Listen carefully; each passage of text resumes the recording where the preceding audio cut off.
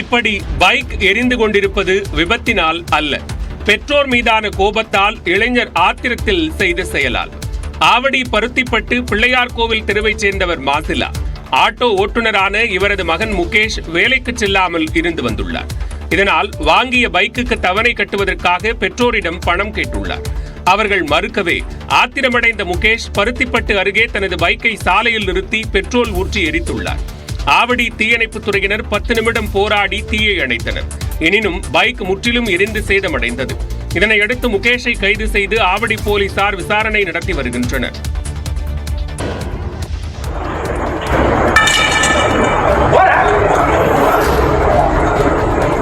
முதியவரை இப்படி கீழே தள்ளிய அரசு பேருந்து நடத்துனர் தற்போது பணியிடை நீக்கம் செய்யப்பட்டுள்ளார். திருப்பூர் புதிய பேருந்து நிலையத்திலிருந்து கோபிச்செட்டிப்பாளையம் செல்லவிருந்த பேருந்தில் சாக்கு மூட்டையுடன் ஏறிய முதியவர் ஒருவர் நடத்துனரால் கீழே இறக்கிவிடப்பட்டார். மேலும் முதியவரின் தலையை பிடித்து நடத்துனர் தள்ளிவிட்டதில் நிலை தடுமாறிய முதியவர் கீழே விழுந்தார். கடந்த 10ஆம் தேதி நடந்த இந்த சம்பவத்தின் வீடியோ இணையத்தில் அதிகம் பகிரப்பட்டு கடும் கண்டனத்திற்கு உள்ளானது.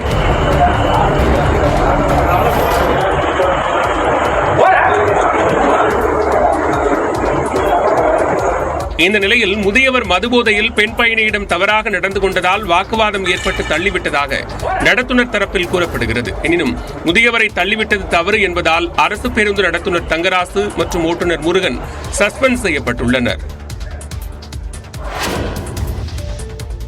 டெல்லியில் தண்ணீர் பிரச்சினை தலைவிரித்தாடும் நிலையில் ஆம் ஆத்மி அரசின் கோரிக்கையை ஏற்று தண்ணீர் குழாய்களுக்கு போலீஸ் பாதுகாப்பு போடப்பட்டுள்ளது. தலைநகர் டெல்லியில் வெயில் வாட்டி வதைத்து வரும் நிலையில் கடுமையான தண்ணீர் பஞ்சம் ஏற்பட்டுள்ளது. டெல்லிக்கு யமுனை ஆற்றில் தர வேண்டிய தண்ணீரை ஹரியானா அரசு தராத காரணத்தால் தண்ணீர் தட்டுப்பாடு ஏற்பட்டுள்ளதாக ஆம் ஆத்மி அரசு குற்றம் சாட்டி வருகிறது. மற்றொரு பக்கம் டெல்லியில் தண்ணீர் செல்லும் முக்கிய குழாய்கள் சேதமடைந்திருப்பது டெல்லி அரசுக்கு மேலும் சிக்கலை ஏற்படுத்தியுள்ளது. இது தொடர்பாக டெல்லி நீர்வளத்துறை அமைச்சர் அதிஷி காவல்துறை ஆணையர் சஞ்சய் அரோராவுக்கு கடிதம் எழுதியுள்ளார்.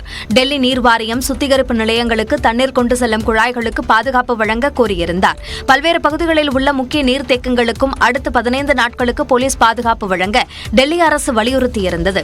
இந்த நிலையில் தென்கிழக்கு டெல்லியின் ஹஸ்ரத் நிஜாமுதீன் என்ற இடத்தில் தண்ணீர் குழாய்களை டெல்லி போலீஸ் அதிகாரிகள் ஆய்வு செய்தனர்.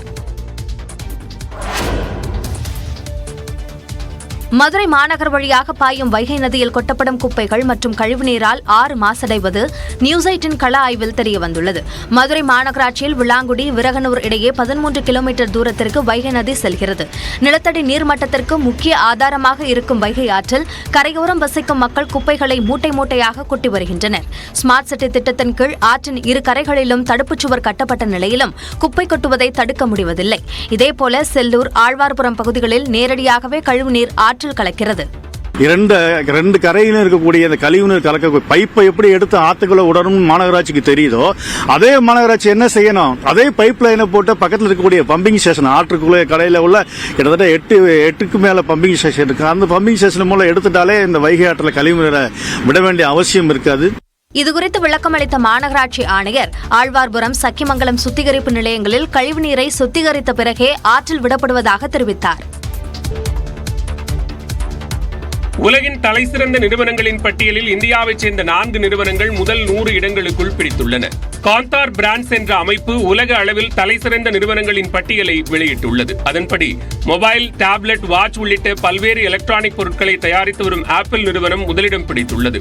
அதன் மதிப்பு $1 டிரில்லியன் தாண்டியுள்ளது. 2வது இடத்தில் தொழில்நுட்ப நிறுவனமான கூகுள் உள்ளது. மைக்ரோசாப்ட் 3வது இடத்திலும் அமேசான் 4வது இடத்திலும் உள்ளன. இந்திய நிறுவனங்களை பொறுத்தவரை ஐடி நிறுவனமான TCS 46வது இடத்தை பிடித்துள்ளது. அதன் மதிப்பு $44.8 பில்லியன் ஆகும். $43.3 பில்லியன் மதிப்புடைய HDFC வங்கி 47வது இடத்தில் உள்ளது. செல்போன் சேவை வழங்கும் ஏர்டெல் 73வது இடத்திலும் ஐடி நிறுவனமான இன்ஃபோசிஸ் 74வது இடத்திலும் உள்ளன. 20 ஓவர் உலகக்கோப்பை லீக் போட்டியில் அயர்லாந்தை வீழ்த்தி பாகிஸ்தான் அணி ஆறுதல் வெற்றி பெற்றது. அமெரிக்காவின் புளோரிடாவில் நடைபெற்ற T20 உலகக்கோப்பை கிரிக்கெட் தொடரின் 36வது லீக் போட்டியில் அயர்லாந்து அணி பாகிஸ்தானை எதிர்கொண்டது. இதில் டாஸ் வென்ற பாகிஸ்தான் அணி முதலில் பந்துவீச்சை தேர்வு செய்தது. அதன்படி முதலில் பேட்டிங் ஆடிய அயர்லாந்து அணி வீரர்கள் வந்த வேகத்திலேயே பெவிலியன் திரும்பினர். பாகிஸ்தான் பந்துவீச்சை சமாளிக்க முடியாமல் திணறிய அயர்லாந்து அணி அடுத்தடுத்து விக்கெட்டுகளை பறிகொடுத்தது. 20 ஓவர் முடிவில் 9 விக்கெட்டுகள் இழப்பிற்கு அயர்லாந்து அணி 106 ரன்கள் எடுத்தது. அந்த அணியில் அதிக அதிகபட்சமாக தலானி 31 ரன்கள் சேர்த்தார். பாகிஸ்தானை பொறுத்தவரை ஷாஹின் அப்ரிதி மற்றும் இமாத் வாசிம் தலா 3 விக்கெட்டுகளை கைப்பற்றினர்.